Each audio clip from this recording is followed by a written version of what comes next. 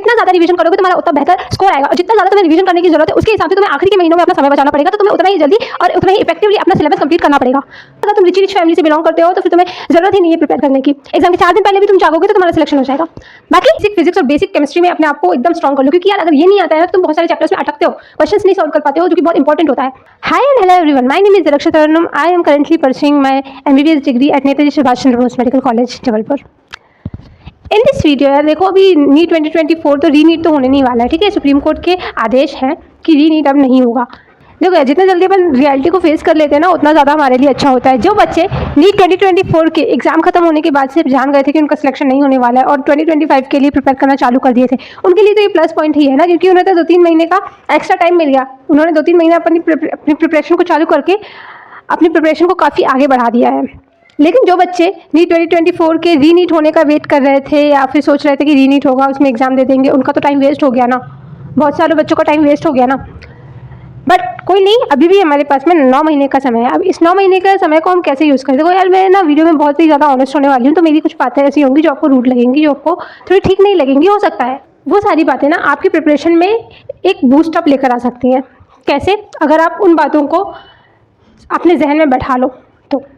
सबसे पहले तो यार 9 महीने का मैं आपको स्टडी प्लान बता देती हूँ कि आपको कैसे कैसे क्या स्टडी प्लान अपना रखना है, क्योंकि ये वीडियो सिर्फ इसी पे बेस्ड है कि आपको 9 महीने का यूज़ कैसे करना है अपने नीट 2025 में एक बेहतर स्कोर करने के लिए। जैसे कि अभी हमने नीट 2024 का रिजल्ट देखा, इतना खतरनाक कट ऑफ गया है, इतना खतरनाक इन्फ्लेशन आया है ना, एक्सपेक्टेड ही नहीं था इतना तो।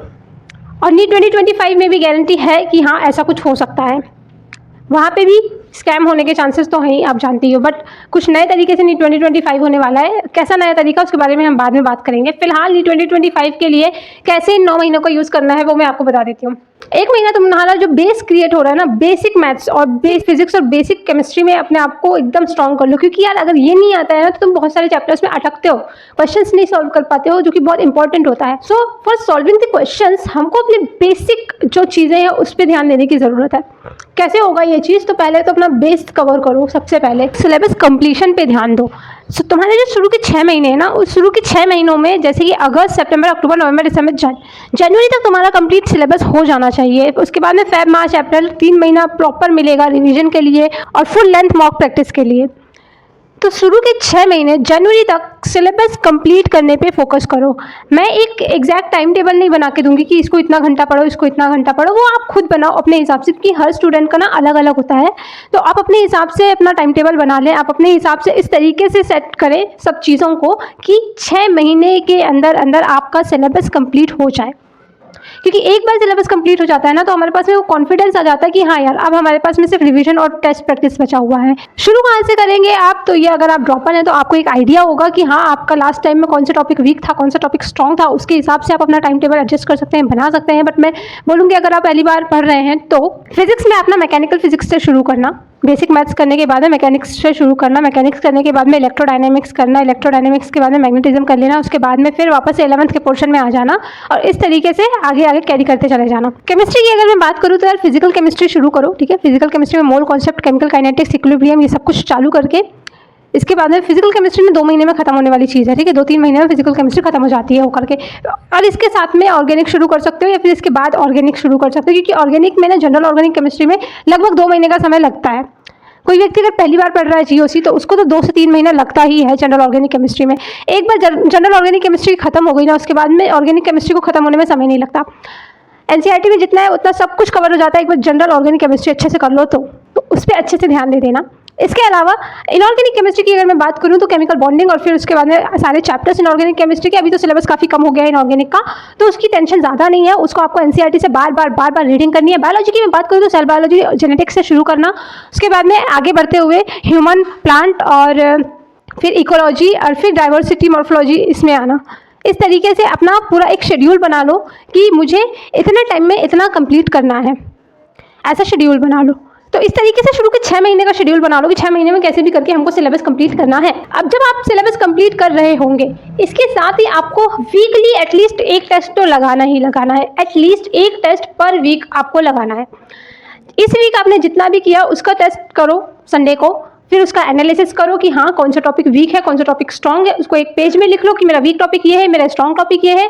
जो वीक टॉपिक है उसको अगली बार में आपको अच्छे से करना है, अच्छे से पढ़ना है। ऐसे आप अपना सिलेबस कंप्लीट करते करते टेस्ट लगाते जाएंगे तो आप अपने आप को एनालाइज करते जाएंगे कि हाँ मैं ये गलत कर रहा हूँ, मैं ये सही कर रहा हूँ, या मुझे ऐसे मॉडिफिकेशन की ज़रूरत है, मुझे ये करने की ज़रूरत है। ये सब होगा। फिर मेरी तबीयत कुछ ठीक नहीं है तो इस वीडियो को जल्दी से जल्दी फिनिश करेंगे। 6 महीना आपने कोर्स कंप्लीट किया, 6 महीने के बाद में आपको प्रॉपर 3 महीने का समय मिलेगा रिवीजन करने के लिए और फुल लेंथ मॉक प्रैक्टिस करने के लिए। फुल लेंथ मॉक प्रैक्टिस आप दिसंबर जनवरी से शुरू कर देना जब आप लास्ट सिलेबस में पहुँचे होंगे। तो इतना करना है आपको और गारंटी है भाई इतने से ही सिलेक्शन होता है। कोई भी ना इतना ही करके सिलेक्शन लेता है, ठीक है। बस फ़र्क इतना रहता है, कोई व्यक्ति ज़्यादा आवर्स पढ़ रहा होता है, कोई व्यक्ति कम आवर्स पढ़ रहा होता है। तुम्हारा सिलेबस काफ़ी कम है, लेकिन थिंग इज कि रिवीजन तुम उसको कितने बार करते हो। तुम जितने बार रिवाइज करोगे ना तुम्हारा उतना ज़्यादा चांसेस है कि एग्जाम में रिटेन कर पाओगे, उतने ज़्यादा चांसेस है कि तुम्हारा अच्छे से अच्छा स्कोर आ पाएगा, ठीक है। आई कैन नॉट गारंटी कि तुम्हारा कितना स्कोर आएगा, because it depends on you कि तुम कितना प्रिपेयर कर रहे हो। तुम जितना ज़्यादा रिवीजन करोगे तुम्हारा उतना बेहतर स्कोर आएगा, और जितना ज़्यादा तुम्हें रिवीजन करने की ज़रूरत है उसके हिसाब से तुम्हें आखिरी के महीनों में अपना समय बचाना पड़ेगा, तो तुम्हें उतना ही जल्दी और उतना ही इफेक्टिवली अपना सिलेबस कंप्लीट करना पड़ेगा। So this all things you have to done before your exam, ठीक है। इतना कर लो, इतना करने से ही सिलेक्शन मिलेगा। बाकायदा हर हफ्ते टेस्ट लगाते रहो, टेस्ट लगाओ, एनालिसिस करो उसका, अपनी वीक पॉइंट को पहचानो, अपने वीक पॉइंट पे वर्क करो, उसके बाद में फिर उस टेस्ट को लगाओ। बार बार अपने आप को टेस्ट करते रहो, हर हफ्ते टेस्ट करते रहो। Definitely it will give you selection यार, definitely it will give you selection. और कहीं से नहीं मिलता सिलेक्शन, ऐसे ही करने से सिलेक्शन मिलता है। अदरवाइज अगर तुम रिच फैमिली से बिलोंग करते हो तो फिर तुम्हें ज़रूरत ही नहीं है प्रिपेयर करने की। एग्जाम के 4 दिन पहले भी तुम जागोगे तो तुम्हारा सिलेक्शन हो जाएगा। बाकी इतना करो एंड लेट मी नो कि कहाँ क्या दिक्कत आ रही है exactly, so that I can help you out with this. फिर हम मिलते हैं अपने नेक्स्ट वीडियो में जल्द ही। अभी मेरे भी एग्जाम आने वाले हैं तो मुझे उसके लिए भी प्रिपेयर करना है। इसी वजह से यार मेरे चैनल पे कम वीडियोस आती हैं अभी, लेकिन मेरे एग्जाम जैसे ही हो जाएंगे उसके बाद मैं रेगुलर कंटेंट डालूंगी। तब तक के लिए हम मिलते हैं guys, bye bye. Thank you so much for watching the video and अगर कोई हेल्प हुई है इस वीडियो से तो let me know in the comment section, और मैं क्या हेल्प कर सकती हूँ आपकी कि प्रिपरेशन में, नीट प्रिपरेशन में क्या दिक्कत जा रही है आपकी, वो मुझे बताओ कमेंट सेक्शन में, so that I can help you out guys with this. मिलते हैं हम अपने नेक्स्ट वीडियो में। Okay, bye bye.